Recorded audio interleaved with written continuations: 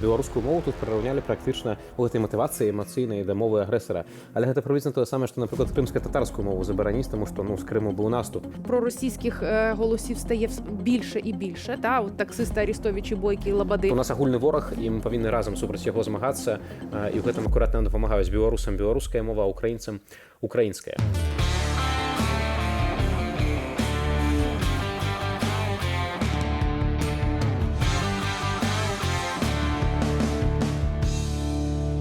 Вітаємо вас, це «Безвіз», програму, у якій ми без цензури та без кордонів обговорюємо важливі для наших країн теми. Віта Всівчик. І Тетяна Іванська, господарство. Ми мяркоўваем не толькі тэмы салодкія, але і тэмы, якія часам дзеляць, часам уносяць вельмі такія негатыўныя нават эмоцыі, нейкія спрэчныя моманты.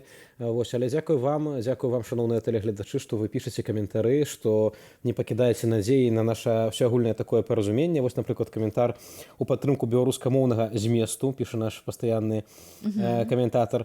Яшчэ адзін момант. Большасць з'ехалых з Беларусі з 2020 года так і засталася моўна зрусіфікаванымі, на жаль, піша чалавек з нікам Belarusian World. А я б хотіла, Віта, ще один також одразу додати, тому що якщо ми говоримо про те, що ми робимо безвіз, для того, щоб один одного краще пізнати, для того, щоб показати, до чого призводить панування руського міру. От що стається з країною і чи щось лишається від країни. І от коли Віта говорить про те, що ми говоримо про те, що нас об'єднує і про те, що нас роз'єднує, про різницю між нами, то от ще один коментар. Білоруси не революціонери в основній своїй масі, просто тихі, працюючі люди. Це так, але питання в тому, що буде, якщо ці люди і далі будуть мовчати, попри те, що відбувається з їхньою країною? Нічога. Ми, беларусы, хутка вучымся, робім працу над памылкамі, піша яшчэ адзін каментатар, каб у падыходзячы час ужо нарэшце адправіць шчыпатае злачыннае боўдзіла з яго падзельнікамі з Крамлю на лаву падсудных ці за рускім караблём. Жыве Беларусь, слава Украіне. Сапраўды так, і тут трэба сказаць у абарону, што людзі змагаюцца, кожны, таксама бачна, што не маўчаць нават па статыстыках затрыманняў, калі кожны дзень праваабаронцы гавораць, што ледзьве 13 чалавек штодня затрымоўваюць у Беларусі, то відавочна, што людзі не скарыліся, і людзі толькі чакаюць моманту на тое, каб ўсё ж такі нешта зменіць у краіне, таму што гэта пытанне, на жаль, нават не толькі сённяшняга дня, не пытанне гэтага года, але гэта пытанне, проста будучыні, можа, нават цэлых пакаленняў, бо многія гавораць пра тое, што лукашэнкаўцы хочуць збудаваць з Беларусі паўночную Карею нумар 2. Ти розумієш, Віта, я зі своїми гостями на програмі МІД, я сподіваюся, ви її також дивитеся, лайкаєте, поширюєте і коментуєте, ваші коментарі я бачу. Я у всіх моїх гостей питаю про те, от якщо щось почнеться, чи буде підтримка зсередини Білорусі. Тому що, коли ти говориш про лукашистів, у них там підтримка є. От вони один за одного тримаються. Їх підтримує Росія, їх підтримує інші диктаторські режими. Вузька група за знешньою підтримкою. Так, а от питання в тому, чи демократична Білорусь зсередини самої країни, якщо вона повстане, чи буде там підтримка? Я думаю, што падтрымка будзе. Інша справа таксама ёсць у пэўных рэсурсах. І калі ты згадала пра тое, што Лукашенко падтрымлівае Расія з яе ўсімі там войскамі, сілавікамі, іншыя таталітарныя дзяржавы, Іран зараз, напрыклад, падключаецца, Кітай падключаецца камуністычна да падтрымкі Лукашэнкі, то відавочна, што беларускаму народу таксама патрэбныя хаўруснікі, патрэбна падтрыманне з-за мяжы вольнага свету. І, шчыра кажучы, не заўсёды з гэтым ёсць так усё гладка. У прыватнасці, акурат вось наша перадача пра беларуска-украінскія стасункі. І ва ўкраіне часта гэтага не разумеюць. Акурат пра гэта трошкі спадарства мы сёння хацелі пагаварыць пра пэўныя такія непрыемныя моманты, якія былі ў гэтым месяцы ў Кіеве. Таксама хацеў бы адразу папярэдзіць, што паколькі я беларус, іншаземец, не хацелася б улазіць у нейкія ўнутраныя ўкраінскія справы. І мы, вядома, гэта справа ўкраінцаў, але гэта тое, што мы заўважаем, і тое, што хацелася б пагаварыць, мне здаецца, што гэта акурат тэма для нашай перадачы. У Нацыянальным універсітэце закрылі праграму вывучэння беларускай мовы. Пра гэта паведаміў рэктар універсітэту Уладзімір Бугроў. Разам з нашай мовай пад скарачэнне трапіла расейская і фарсі. Як патлумачыў рэктар, рашэнне было прынята яшчэ летась, і ён назваў гэта эмацыйным крокам. Разам з тым рэжым Лукашэнкі арыштаваў Надзею Старавойтаву, якая распрацоўвала праграму навучання беларускай мове ў Кіеўскім універсітэце. Раней ва ўкраінскай сталіцы пашкодзілі памятны знак беларусам, палеглым за Украіну, усталяваны на сцяне прафесійнага каледжу мастацтваў і дызайну. Там дэмантавалі герб пагоня і лозунг «Жыве Беларусь». З приводу цього група депутатів Верховної Ради України звернулися до київської влади та Міністерства освіти України з вимогою втрутитися в цю ситуацію довкола ось цього пам'ятного знаку білорусам, які загинули в Україні з 2014 року. Далі цитата: «Просимо вас негайно втрутитися в ситуацію, припинити руйнування меморіальної дошки білорусам, які віддали життя в боротьбі за Україну, забезпечити повну реставрацію меморіальної дошки та не допустити в майбутньому актів вандалізму щодо пам'ятника з боку адміністрації університету». Кінець цитати. Раней дырэктарка кіеўскага каледжа Любоў Хмялеўская патлумачыла дэмантаж тым, што словы «жыве Беларусь», цытата, раздражняюць некаторых людзей, а каледжу прыходзілі пагрозы. У Беларусі ж грамадзянаў пераследуюць за ўжыванне нацыянальнага лозунгу. Рэжым Лукашэнкі аб'явіў яго, цытата, нацысцкім. Мене не дивує абсолютно реакція Лукашенка про те, що він називає цей лозунг нацистським. Там, мені здається, всі екстремісти, всі нацисти, всі, хто говорить білоруською мовою. Мене десь навіть не дивує те, що ректор каже про те, що це був емоційний крок, та? Білоруська, російська і фарсі. Я розумію десь, чому саме російська. Звичайно, за білоруська мені трішки не зрозуміло. Але тут у мене питання до тебе як до білоруса. Як ти вважаєш, а якби білоруси в своїй більшості за межею Білорусі говорили саме білоруською мовою, чи було б таке ставлення в українців до них? Я думаю, што гэта пытанне трошкі не па тэме, таму што мы гаворым пра тое, ведаеш, што беларускую мову тут прыраўнялі практычна у гэтай матывацыі эмацыйнай да мовы агрэсара. Але гэта прыблізна тое самае, што, напрыклад, крымска-татарскую мову забараніць, таму што з Крыму быў наступ. А беларуская мова, яна пад пераследам, расейцы спрабуюць вынішчыць беларускую мову. І наадварот, мне здаецца, што акурат у інтарэсах украінцаў, украінскай эліты падтрымаць беларускую ідэнтычнасць, падтрымаць беларускую мову. Замест гэтага мы маем змаганне з такімі рэчамі. І мяне асабіста, ведаеш, што здзіўляе тое, што я разумею, калі так робяць людзі, якія не разбіраюцца, але гэта універсітэт, гэта каледж, гэта эліта нацыянальная. І нацыянальная эліта ўвогуле, мне здаецца, не павінна кіравацца емоцыямі, павінна кіравацца нейкімі інтарэсамі. Добре, але знову ж таки питання, чи багато бажаючих було вивчати білоруську мову і чи багато білорусів в Києві розмовляє білоруською мовою? Я не знаю жодного. Але я памятаю таксама, ведаеш, такі магу контраргумент прывесці наконт, калі я быў у Киеве, у Киева-Магілянскім акадэміі, так, на вымене, і большасць студэнтаў размаўляла па-расейску, і людзі размаўлялі па-расейску. І таксама гэта не азначае, што стаўленне да ўкраінцаў павінна быць такое ж, напрыклад, як там, яны там носьбіты рускага міру. Не, трэба гэтым людзям дапамагчы вярнуць сваю українську. Якщо в людей немає бажання вчити рідну мову і говорити рідною мовою, то ми ніяк не допоможемо. Нам держава допомогла, наприклад, вона ввела квоти. Дуже багато вию було, дуже багато було криків, істерик, але так, ось це допомогло. Українською стало більше. Зараз є вимога спілкуватися українською. Ти дома можеш говорити будь-якою. Є держава. Але якби не було бажання суспільства, цього б теж не було. Але ми ведаем таксама, што грамадства в Украіне была свая эвалюцыя. Спачатку мы ведаем, што толькі ў заходняй Украіне гэта была моцная нацыянальная свядомасць. Толькі там была дэкамунізацыя ў 90-е гады, толькі там рэальна адзінай мовай панавала украінская. Потым гэта ўсё разрасталася на ўсю дзяржаву. І яшчэ гэты працэс, на жаль, трывае. Нават я недавно глядзеў статыстыку, напрыклад, запытаў у інтэрнэце. Дагэтуль нават у некаторых абласцях Украіны большасць людзей па-расейску інтэрнэтам карыстаецца. Таму мне здаецца, што гэта закіды недарэчныя, і тут акурат гаворка ў тым, што мы павінны трошкі адно аднаму дапамагчы. І я не разумею, чаму некаторыя прадстаўнікі так украінскай эліты, яны гэтага не могуць зразумець і стараюцца наадварот дапамагчы Расею здушэння беларускай мовы. Таму што атрымоўваецца, што супраць беларускай мовы толькі з Расею ёсць галасы і з Украіны, а з іншых дзяржаваў наадварот іншыя суседзі стараюцца неяк паспрыяць. Чому свідчення наш телеканал Білсат, який звертає з Польщі? Ось бачиш, тут, послухай, Белсат зараз так само є і в Україні, так? І Белсат є одним із партнерів відомого в Україні шоу, яке дивляться справді мільйони українців. Ось, тому тут, співпраця почалася. Але щодо емоційності, так, я розумію, що є емоційність у ставленні до білорусів. Стосовно мови, мені здається, тут теж мають бути голоснішими бути саме білоруси. Але, знову ж таки, повертаючись до ситуації, зараз війна. І тому... Вайна, і таму трэба шукаць саюзнікаў, а не адпрэчваць людзей, асабліва разбураючы мемарыялы людзям, якія загінулі за Украіну. Тут я абсолютно погоджуюсь. Хацеў бы далучыць да нашага эфіру чалавека, які акурат знаходзіцца ва ўкраіне, ў Кіеве, беларус, Алексей Францкевіч, беларускамоўны беларус, кіраўнік фонду «Вольная Беларусь». Спадар Алексей, вітаю вас.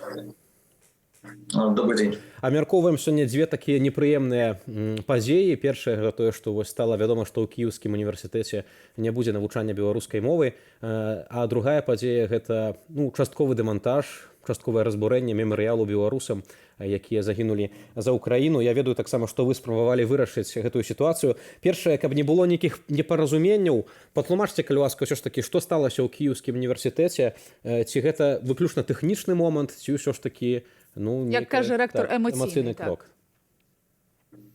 Глядите, по-перше, я хотел бы нагадать, что нами в Украине создан Белорусский центр национальной памяти. Завтра на пляцовке Укринформа состоится презентация, где мы распорядим про нашу деятельность. Это Белорусского центра национальной памяти. Другое. Стосовно Киевского национального университета Тараса Шевченка. Мы провели там выставку «З України серце», яка присвячена білоруським героям, які віддали своє життя в Україні.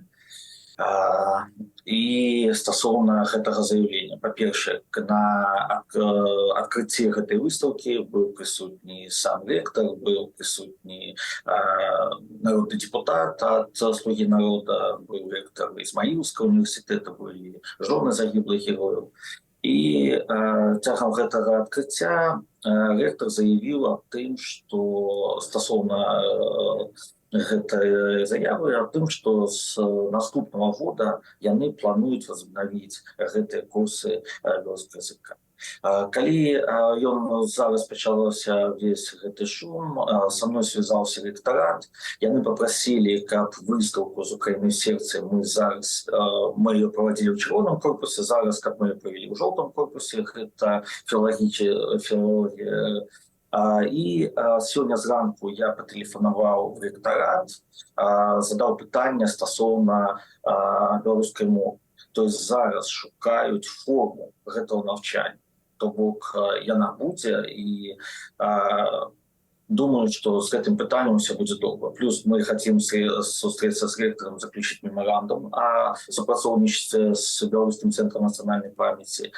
І бліжэйшым часам мы абвесцім, калі пачнецца выставка прысвечаная беларускім героям, менавіта ўжо ў жоўтым корпусе Киевского нацыянальнага університета імя Тараса Шевченка. Пане Олексію, власне, ми от про це говорили, так, це така не суперечка, але різний погляд на одне і те саме питання. В мене абсолютно немає ніякого питання щодо того, що те, що знесли дошку пам'яті полеглим, це абсолютно чистий вандалізм, тому що ми маємо вшановувати і дякувати кожному воїну, який бореться за незалежність України і який загинув за нашу незалежність. Але от стосовно білоруської мови, отут виникає питання, а можливо просто не було запиту в Києві, щоб вивчати білоруську мову, і саме тому закрили цей факультет і сталася така ситуація. Тому що, чесно кажучи, знову ж таки, я Вітов тут теж згадувала, от я в Києві не бачила білоруськомовних білорусів. Більше того, я за кордоном мало бачу, ось поза Белсатом, поза межами Белсату, я в Польщі не бачу білоруськомовних білорусів. Вони є ось тільки тут. А коли я їх зустрічаю в місті десь, то вони говорять російською мовою. То, можливо, просто не було запиту. На жаль, то же самое мне сказали у ректорате университету, что так не было охотных людей, які хотели навчать белорусскую мову. А стосовно белорусов, які зараз живуть в Україні, гэта не так. Да? Сёння уже російської мови менш, і большасць людей починають розмовляти белорусской ці суржиком. То есть все ж таки процесс трывае, и я спадзяюся, что беларускай мовы з кожным днём будзе становіцца побольше. Гэта сапраўды вельмі прыемна чуць, і спадзяюся таксама, што ведаеш, новыя курсы, новыя таксама магчымасці, яны прыцягваюць людзей да таго, каб яны вывучалі родную мову. Так? І мне здаецца, што тым больш магчыма, калі ёсць такая праблема, што беларуская мова не распаўсюджаная, то гэта інстытуцыйнае такое падтрыманне надзвычай важнае. Спадар Алексей, яшчэ адна тэма. Мы ўжо тут трошкі узгадвалі, Тацяна таксама закранула наконт вандалізму, частковага дэмантажу дошкі палеглым героям каля кіеўскага каледжу мастацтваў. Вядома, што гэты мемарыял быў адкрыты ў свой час у тым ліку за грошы, якія людзі збіралі, там былі таксама ахвяроўвалі і сем'і загінулых гэтых герояў. І вось цяпер ім кажуць, што лозунг «Жыве Беларусь» раздражняе, што герб пагоня, за які пераследуюць і кідаюць у турму ў Беларусі, таксама трэба зняць са сцяны, і гэта ўсё знялі. Ці ў вас ёсць тлумачэнне, чаму так сталася і што адбываецца ў гэтай справе? Ну, стосовно гэтага дэмонтажу, мы сустракаліся з дырэктарам гэтага коледжа, была сустрэча в Міністэрстве асвіты Украіны, адпаведныя лісты мы даслалі ў Міністэрства асвіты і рэктару універсітэта тэхналогіі і дызайну, шчыра кажучы, ад якога і належыць вырашэнне гэтага пытання. Вот зараз передо мной гэты ліст адказ безпасярэдна ад Киевского национального университета технологий и дизайна, где яны констатуюць то, как яны, скажем,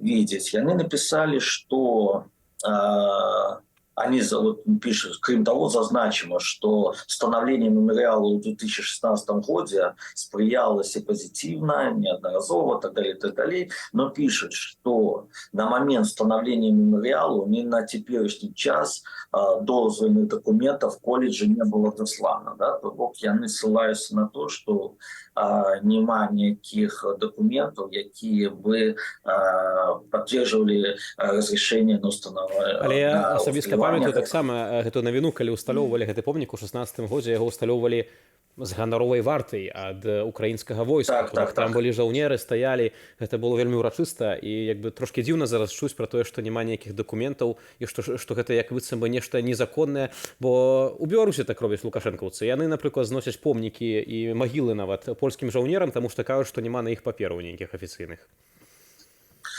Видите, то есть мы заручились поддержкой у Министерства ветеранов, у ветеранов КМДА. Вчора ми з ними розмовляли, яны відповідний лист дослали на керівництво КМДА.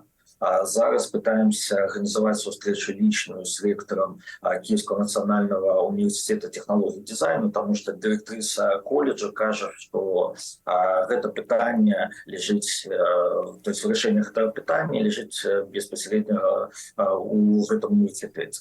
Тому працуем над этим, но моя думка, что есть два развития событий.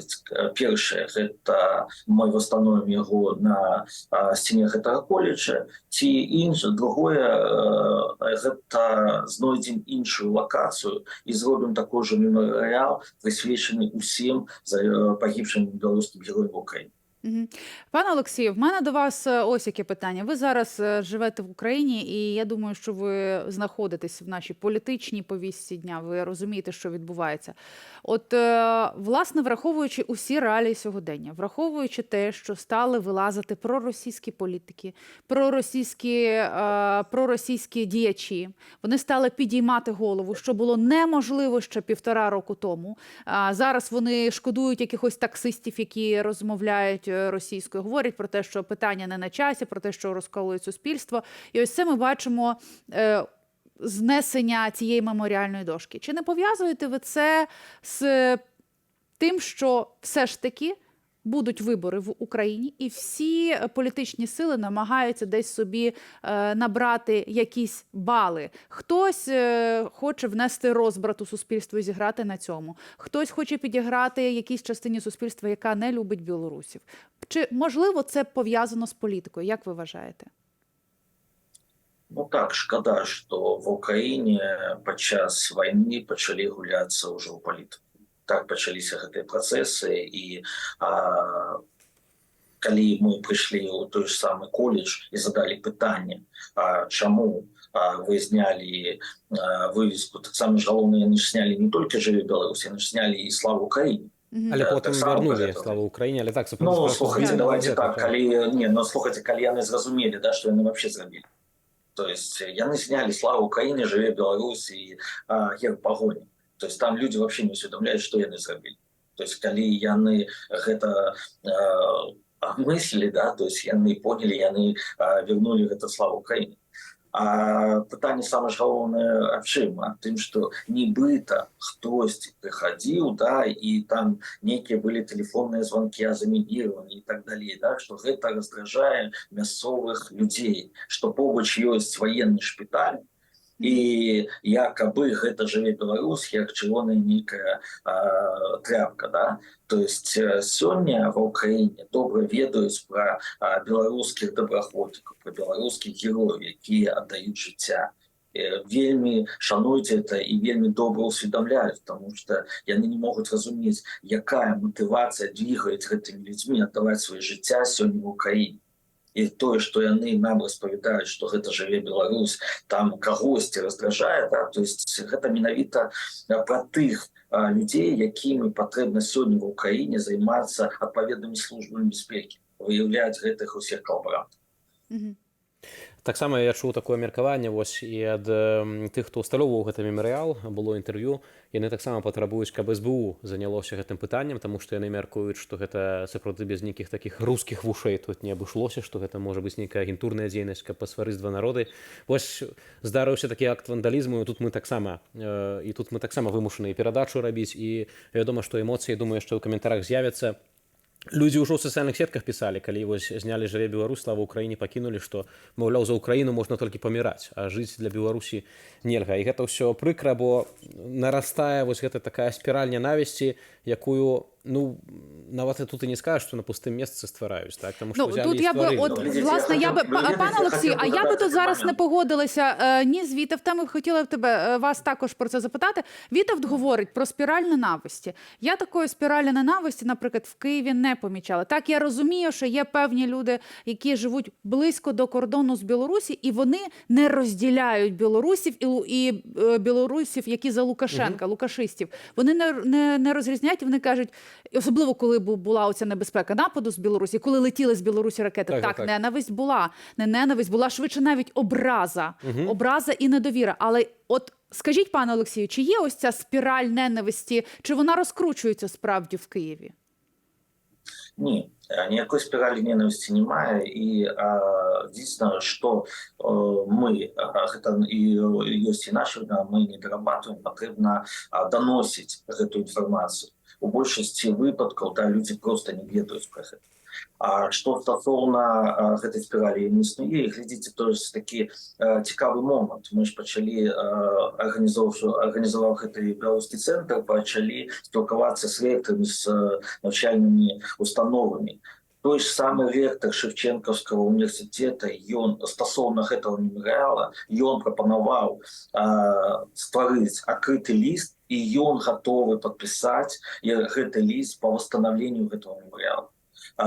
Дзяржаўны універсітэт Ізмаіла звярнуўся з прапазіцыяй для беларусаў надаць 5 стыпендый тым беларусам, якія былі адчыслены в Беларусі падчас за свае палітычныя погляды. Драгобічі, Драгаманова, да, все гэтыя універсітэты добра разумеюць, што адбываецца, наадварот, яны прапаноўваюць сваю дапамогу. То есть самы інстытут нацыянальнай памяці ўкраіны, да, то есть няма гэтай спіралі іншаму. Сёння што патрэбна рабіць? Больш распавядаць і тым самым процівастаяць гэтай расійскай прапагандзе. Дякуємо. Спадар Алексей, дзякуй вялікі таксама за тое, што вось так падрабязна распавялі знутры тое, што для медыяў, для грамадскасці можа не бачныя усе гэты таксама перамоўныя працэсы і пазітыўныя моманты такой беларуска-украінскай супрацы. Бачым, што вось нейкае паразуменне наших народаў выбудоўваецца, нягледзячы на рознага кшталту правакацыі. Спадар Алексей Францкевіч быў з намі на сувязі, дырэктар фонду «Вольная Беларусь».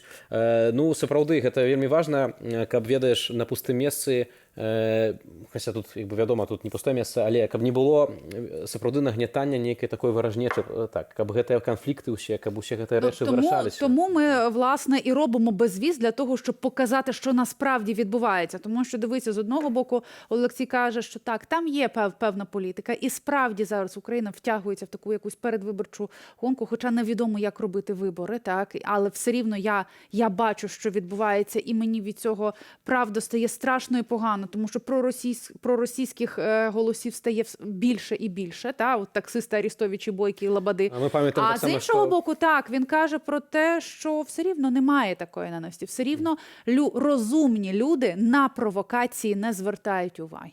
Гэта сапраўды важна і сапраўды добра, каб людзі кіраваліся такімі разуменнем, што ў нас агульны вораг, і мы павінны разам супраць яго змагацца, і ў гэтым акуратна дапамагаюць беларусам беларуская мова, українцам українська.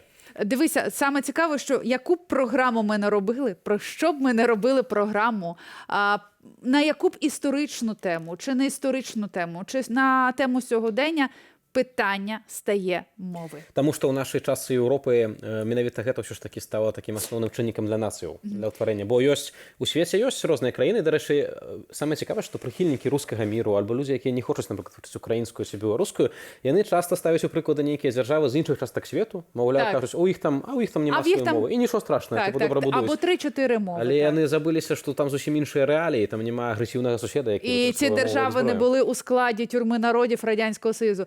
Добре, я б хотіла запросити до розмови тепер українського політолога. Він доволі авторитетний на Белсаті, але у нього хочеться запитати, що ж насправді відбувалося, і як багато тут політики, як багато тут ненависті. А може це просто звичайна людська помилка. Я хочу запросити Євгена Магду, от, щоб він нам роз'яснив цю ситуацію. Євген Магда, український політолог, разом з нами на зв'язку. Пане Євгене, я вас вітаю. Вітаю. Пане Євгене, розбираємося в ситуації, коли з університету, по-перше, з коледжу, вірніше, зняли «Живе Білорусь, слава Україні», ось цю пам'ятну дошку, і розбираємося з тим, що закрили білоруськомовний факультет. Ось Навчання білоруської мови. Так. І питання в тому, чи це немає просто запиту. Давайте почнемо з мови. Чи немає запиту, чи просто це дирекція вирішила не вивчати, чи це все ж таки певні політичні моменти. Тому що ми ось тут розбирали ситуацію, і я наголошувала на тому, що в Україні почалася якась така, коли піднімається питання мови, це означає, що попереду вибори. І щось таке от почалося. От як ви вважаєте, в цьому, що сталося, є певна політика? Ну, давайте я пожартую, щоб ми не були геть напруженими. Що коли в Україні починається питання мови, то попереду вибори в Білорусі. Ага. Давайте спробуємо. Давайте схрестимо пальці і в це повіримо, що там колись відбудуться вибори. Так, у нас як найхудшає не будуть, дай Боже. Мислити позитивно, да? Перше. Давайте, вже переходячи в серйозний формат, скажемо про серйозну річ, що між нами дуже мало засобів комунікації. От, безвіз, буст. Ну, буст, я не беру поширення, я просто, знаєте, через кому. Ну, там, Білоруський інформаційний центр у Львові, а далі.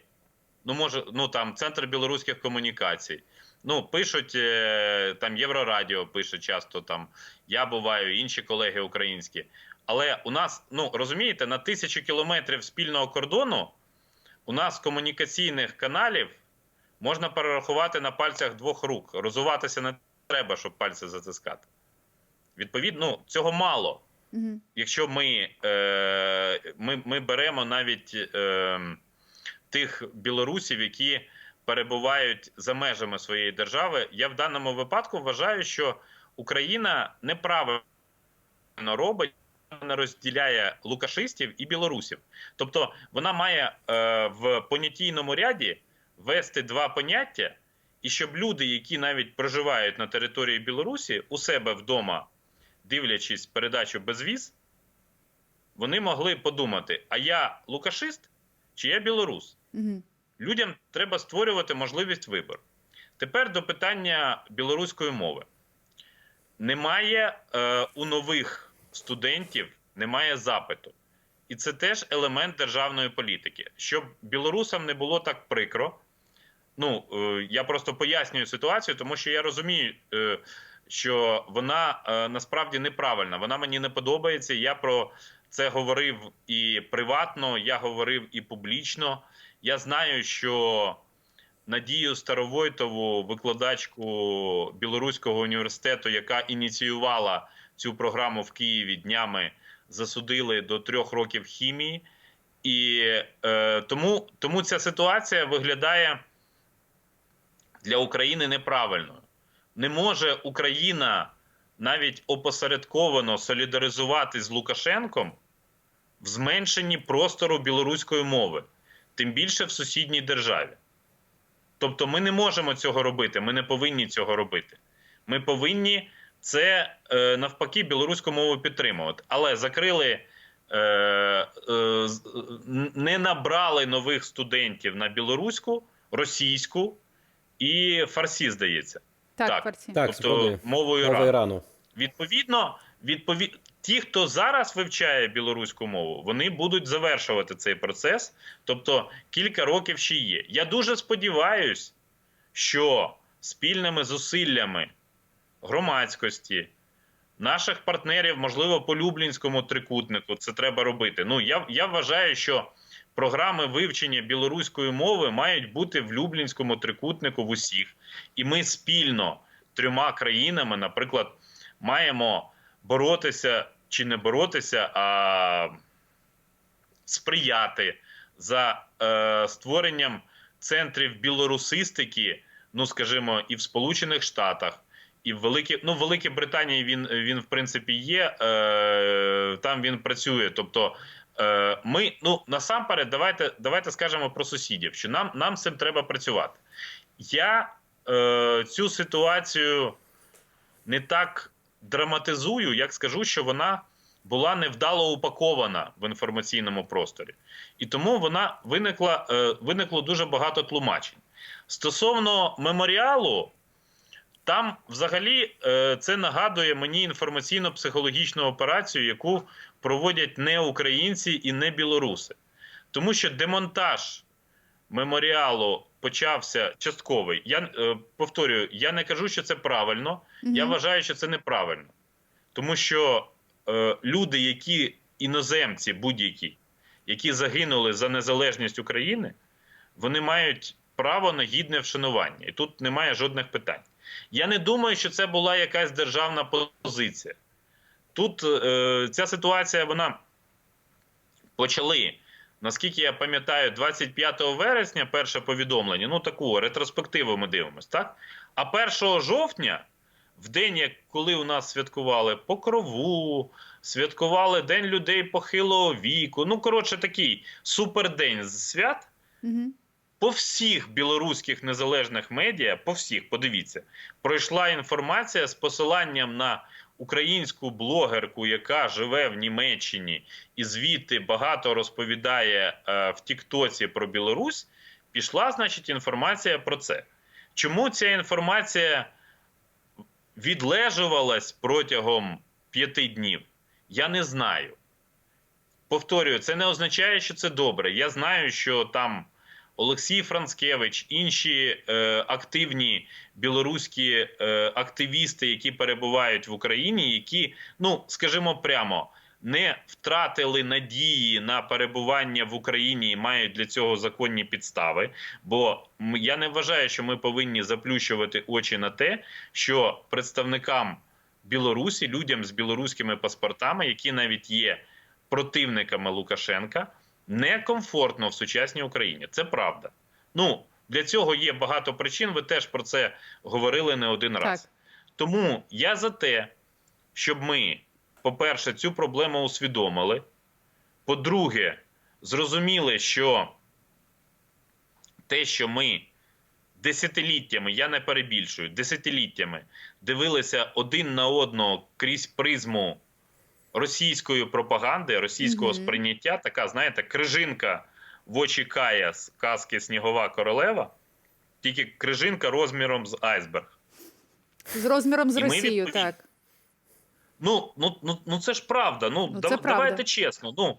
Ще до 2014 року практично вся інформація про Білорусь заходила через Росію. Навпаки, у білорусів була одна конкурентна перевага, про яку часто говорить Ігор Тишкевич, про те, що вони їздили відпочивати в Україну. Так. В Україні був міф про білоруську молочку, білоруську згущенку. Дороги. Добрий оця, трактор. але в принципі, ну, в Україні просто є і своя згущенка, тому оця дискусія про різновиди білоруської, вона українців не так сильно зачепила. Але ну, факт є факт. Ми для країн, які мають тисячі кілометрів спільного кордону, ми знаємо один про одного дуже мало. Для того, щоб трохи заспокоїти білоруську спільноту, я скажу, що з Молдовою Україна має ще довший кордон. І знає про Молдову ще менше.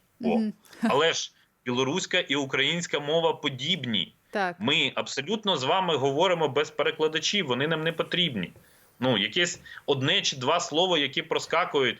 Ну, імбрик, наприклад, да? Воно ж для українця не зовсім зрозуміло. Я знаю, що це чайник. Чайник, так, заварник. Спадар Євген, ну ось сапраўды, вы маеце рацыю і шмат разоў пра гэта кажаце пра тое, што проста бракуе камунікацыі між нашымі народамі. Аднак з аднаго боку падчас вайны мне здаецца, што гэта можа і складана змяніць, і многія людзі кажуць пра тое, што маўляў там ну няма проста на гэта энергіі, сілаў, не ведаю там жадання.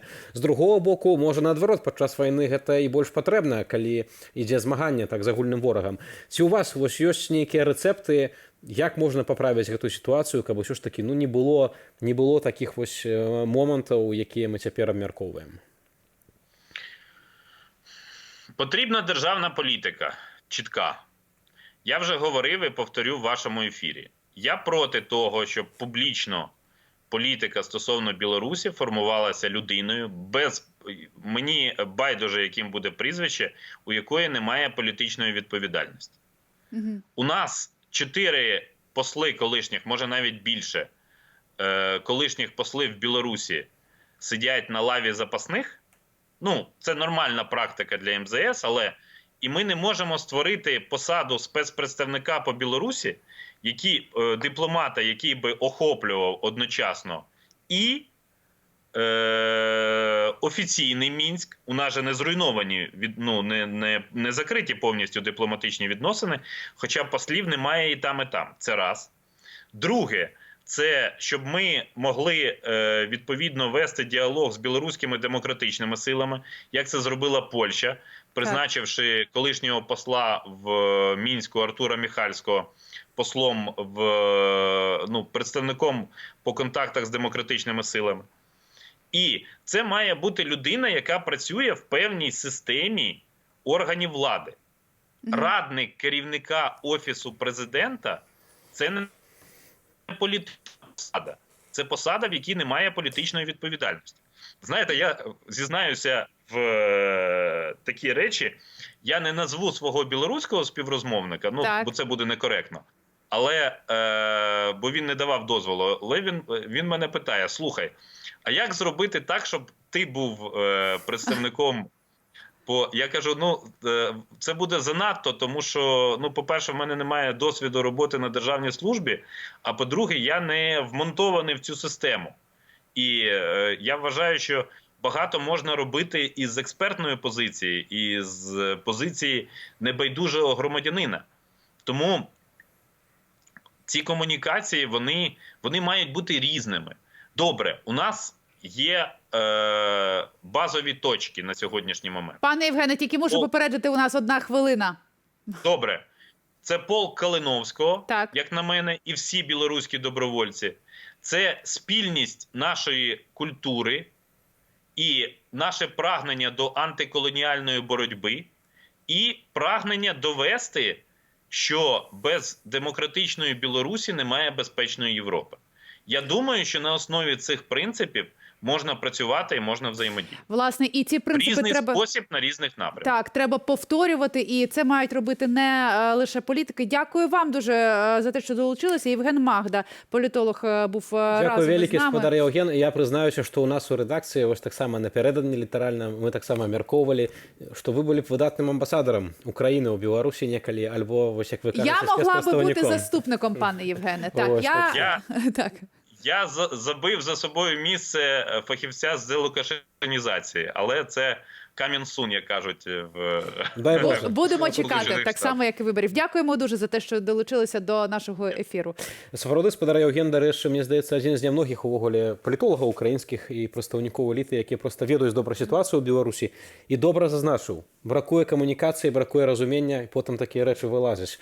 І гэта вось акурат ну, добрае сведчанне аб тым, што наша праца таксама патрэбная. Саме тому ми і працюємо тут для вас. Саме тому ми і читаємо інколи ваші гнівні коментарі і відповідаємо на них. І нам не завжди це приємно, але ми це робимо для того, щоб був діалог, для того, щоб ми всі побачили, до чого призводить окупація руського міра.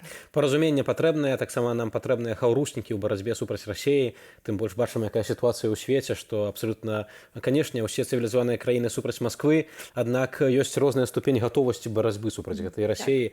І мне здаецца, што трэба гуртавацца супраць агульнага ворага, а не змагацца паміж сабою і не менавіта, ну, не ствараць вось такіх прыкрых сітуацыяў.